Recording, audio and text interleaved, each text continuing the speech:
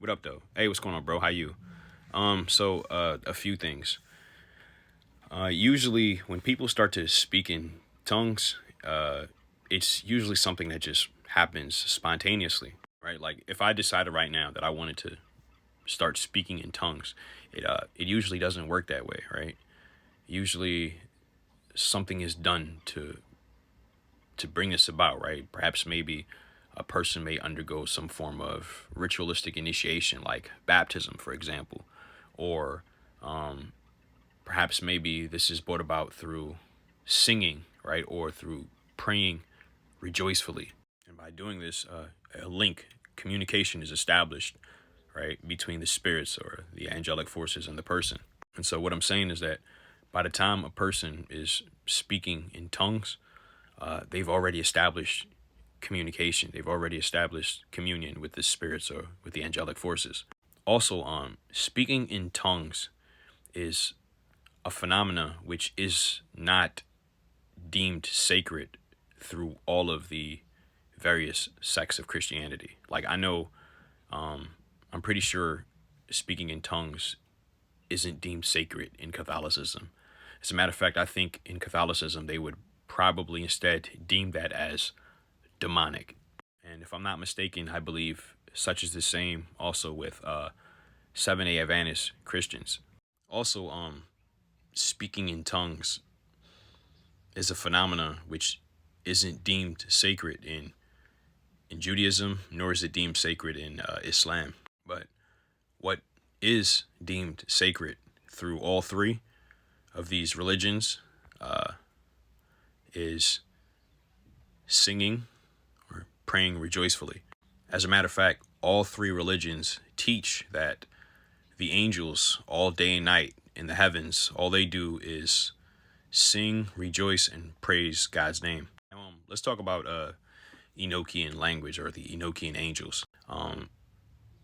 So John Dee was the one who first discovered this language or connected with these angels. Him and Edward Kelly in their experiments. And John Dee didn't call this language Enochian. Instead, what he called it was celestial speech or angelical language. And it was later scholars or later occult scientists who gave it the name Enochian, right? Because of an association that John Dee made with this language or these angels and Enoch. And that association was this. John Dee claimed that Enoch was the last human being who was able to speak this language. And so, because of that association that he made, later scholars or later occult scientists named this language Enochian. But, you know me, I'm always asking questions and shit. So I'm always asking questions, right? Here's my first question. If the Enoch which is being referred to is Enoch, Jared's son, right? Enoch, who was said to have walked with the one true God, right? Enoch, who was said to live only 365 years and then never experienced death, but instead was taken up into the heavens. If this is the Enoch which is being referred to, right, then why is this language, right, Enochian language, or these angels, the Enochian angels, why are they named after Enoch's human name and not instead his ascended name? Because, as you and I know, and I'm sure many other magical practitioners who are on this app know, Enoch, when he ascended into the heavens, he became Archangel Metatron. Meta means before, and tron means throne. So the one before the throne, right? If this is the Enoch we're referring to, right, why are we not calling this language or these angels, instead of calling them Enochian, why not instead call them Metatronian? And here's one answer that I've come up with. The Grimoire of St. Cyprian, Clavis Inferni by Dr. Stephen Skinner and David Rankine.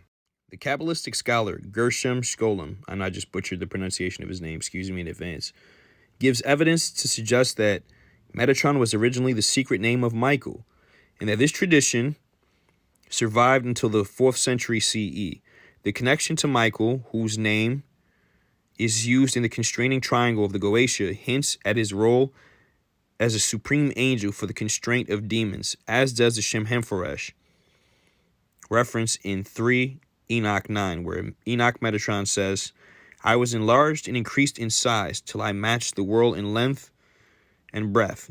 He made to grow on me 72 wings, 36 on one side and 36 on the other, and each single wing covered the entire world. So perhaps maybe that's why it's called Enochian instead of Metatronian, right? Because as we just read, Metatron is actually the secret name for Archangel Michael, right? But then why not just call this language Michaelian, right? Or these angels, Michaelian angels.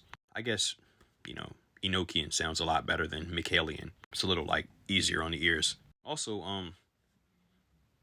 the Enochian angels, right? Which choir of angels do they fall into, right? Because there's 9 of them, right? There's seraphim, there's cherubium, there's the ophanim, there's the thrones, there's dominions, virtues, principalities, archangels, and then regular angels. So which of the 9 choirs do these angels, the Enochian angels, fall into? And honestly, there probably really is just like 8 choirs, right? Because many of the archangels are actually seraphim. But yeah, which one of these choirs do these angels fall into? Let's read some more. The description of the transformation of Enoch into Metatron emphasizes his fiery nature, common to the highest of the angels, rather than the air that some of them are conventionally made from. And so once I hear fiery nature, I know automatically it's seraphim, because seraphim translates to burning ones or fiery serpents or dragons. But yeah, I think I ran my mouth enough about this. And yeah, bro, you're right. Psalms, that shit is powerful.